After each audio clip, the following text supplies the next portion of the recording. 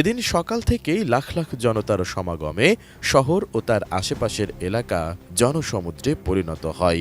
জোহরের নামাজের পর বয়ান শুরু করেন আজহারী। আল্লাহর কাছে মনোনীত গ্রহণযোগ্য অ্যাকসেপ্টেড ধর্ম মতাদর্শ একটা, সেটা হলো ইসলাম। ইসলাম ছাড়া অন্য কোনো ধর্ম যদি কেউ তালাশ করে, তার ওই ধর্ম আল্লাহ গ্রহণ করবে না। এদিকে আজহারীর মাহফিল ঘিরে চুরি ও ছিনতাইয়ের ঘটনা অহরহ যেন ঘটেই চলেছে।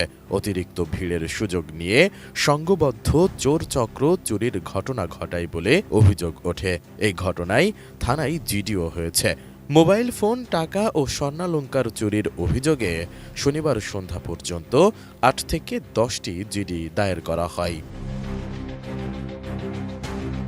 পরে এ ঘটনায় নারী চোর চক্র সন্দেহে ২২ জন নারীসহ মোট ২৩ জনকে আটক করে আইনশৃঙ্খলা রক্ষা